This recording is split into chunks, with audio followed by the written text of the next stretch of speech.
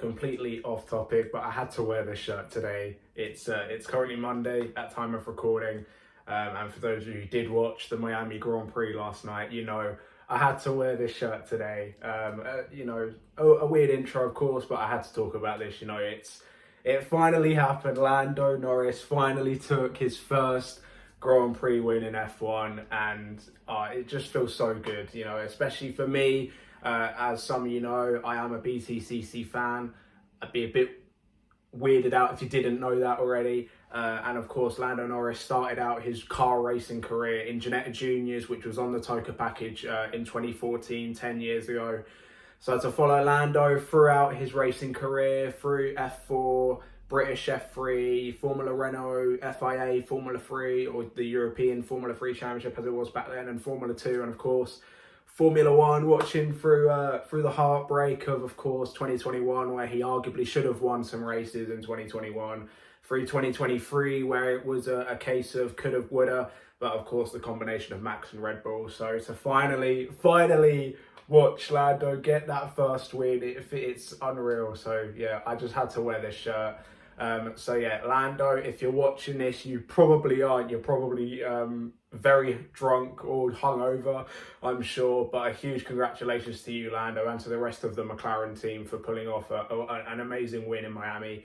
And yeah, here's to the first of many. But now let's move on to the actual video that we were going to talk about. Hello there everyone, welcome back to the channel. My name is Elliot Webber, and for the second time, or the third time overall, the second time for BTCC, we can say it is race week for the 2024 BTCC season. And of course it is at the iconic Brands Indy circuit this weekend. Of course, I will be there on the Saturday for qualifying day, so you can come see me. I will be around. I'm not too sure where. I'll be all over the place, I'm sure. So if you are going Saturday or Sunday, then do let me know.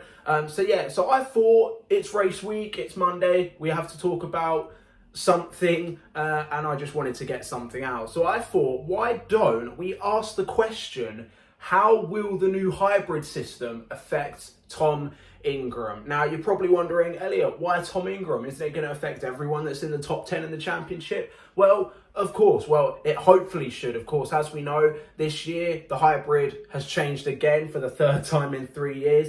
But by the looks of it, it's for the better. It's now got double the power that it had in 2023. So hopefully that has made a change. And it looks like it has. In races 2 and 3, we definitely saw an effect, and all of the drivers, specifically guys like Colin Turkington and Ash Sutton, have both said that they can physically feel the difference when they press the hybrid button compared to when they're not, or just on the natural power. So that gives me hope. And of course, we saw 2 brilliant races in races 2 and 3 at Donington Park. Of course, Tom Ingram actually having to fight to get a double win this time, and of course Aidan Moffat's phenomenal drive in race 3 to take his 5th career win and his first for Toyota Gazoo Racing, or technically the LKQ Euro parts with Cinetic. That's the team name, I think. I've probably butchered it. But anyway, so why am I just talking about Tom Ingram? Well, that is because he is the championship leader. Thus, he will probably be hit the hardest from this new hybrid allocation. Going into qualifying on Saturday, it's likely he won't have any hybrid, or extremely little. And even then, with this extra power, it gives, of course, more of an advantage to the people behind him in the championship. So, of course, Ash Sutton, Jake Hill, Colin Turkington, Aidan Moffat, Josh Cook, the rest of the guys from 2nd to probably anyone from 2nd to 10th in the championship likely has a big advantage. And in fact, people who are outside the top 10 have an even bigger advantage. So I'd say guys like Adam Morgan, who had a bit of a mare weekend, Dan Rowbottom, who had a pretty poor weekend at Donington Park, Ronan Pearson as well, who despite that first race struggled a bit, failed to score points in races 2 and 3. So it really does help those guys that struggled at Donington be able to hopefully make up some points. And as we all know, with this new quick 6 qualifying, it should spice things up as well. So how will Tom Ingram perform? My predictions for him, well, pretty simple. I think he is definitely going to be at the very least into top 10, so I can see him making it into Q2 at the very least, the second part of qualifying. For those of you who don't know, I'll quickly explain the quick six. For those of you who were a little bit confused, essentially it is the even place numbers in practice and then the odd place numbers in practice. So P1, P3, P5, P7, and then P2, P4, P6, P8, and so on and so forth, down to, of course, 20th and 19th.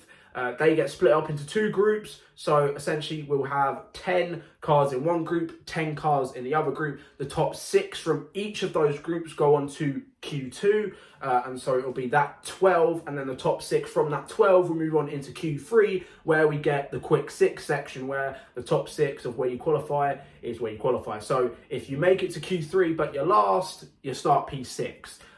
Similar to the IndyCar qualifying system, so fellow IndyCar watchers as well, you should understand that more easily. How they calculate the positions of guys who didn't make it to Q2 or Q3, honestly, I don't know, because they haven't really explained that, but I assume it is just whoever has the fastest time, essentially. So even if you're in Group 2, but you have the fastest time of everyone who didn't make it into Q2, then I'd imagine you will start P13.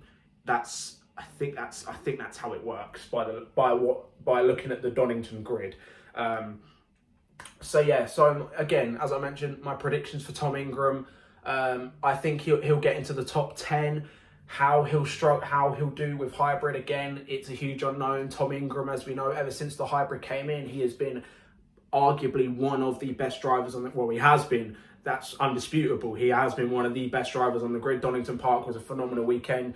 Also, be sure to check out his 24/7 video that he put up on his YouTube channel. Amazing watch. It's Tom Ingram, so of course it's going to be a great watch. So I think if he gets into the top 10, if he makes it to Q2, it'd be a good weekend.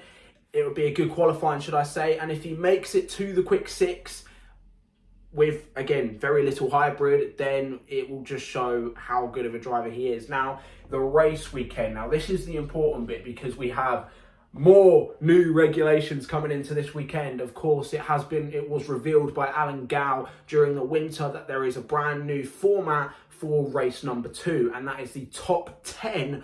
The top 10 finishers from race 1 must use the hardest tyre for race number 3. So the hard tyre, essentially. Now, this should hopefully stop double winners. Now, that's why it's been brought in for race 2, so we can hopefully have less double winners. Of course, Donington Park, Tom Ingram, that was a bit of a dud. I'm not saying Tingram had a fluke win, but the fact that he had a double win was a bit of a fluke because, of course, race 1 was a bit of an unknown because it was wet, plus as well. But again, the point is Tingram had to fight for that second race. So the race win wasn't a fluke, but I think people saying that, oh, we've still got double winners, blah, blah, blah, blah. But anyway, so yeah, I don't think we'll see any double winners at Brands Hatch. I don't think we will see that. I can't tell you my predictions for who's going to win the races because we just do not know, especially with this qualifying format. And now with this hard tyre format for race 2, we just do not know who is going to be where, who is going to win races. Of course, we'll probably see Tingram, Sutton, Hill, Turkington. They'll all be faces at the front. We could see Dan Camish back up there. We could see Rob Huff back up there. Andrew Watson could be back up the front, as I mentioned as well. Ronan Pearson, Dan Rowbottom. There are so many drivers this year who could be at the front of the grid. Yes, there's only 20 cars, but even so, it's looking like we could still get half the grid winning races this year, which is why 2024 is going to be fascinating. So anyway, yeah, that's my predictions for Tom Ingram. I can't predict the races, but I suspect he will be a regular point scorer. Just may sneak in a podium or a win. Of course, he's only got that hybrid system. He's only got that little hybrid for qualifying and race 1 and potentially race 2, depending on if he wins race 1. Let me know your predictions for Tom Ingram and the rest of the BTCC drivers this weekend at Brands Hatch. Let me know if you're going to be there like I am. I'll only be there on the Saturday, of course, once again, but don't worry, there will be a trackside video being filmed. Thank you guys for watching. Of course, if you're new around here, be sure to like this video, share with your mates as well, because it, of course, does help my channel grow. And, of course, press that red subscribe button because we are firmly on the road to 300 subscribers. Thank you guys for watching, and I'll see you guys in the next one. Goodbye. And also, once again, Get in, Lando, come on.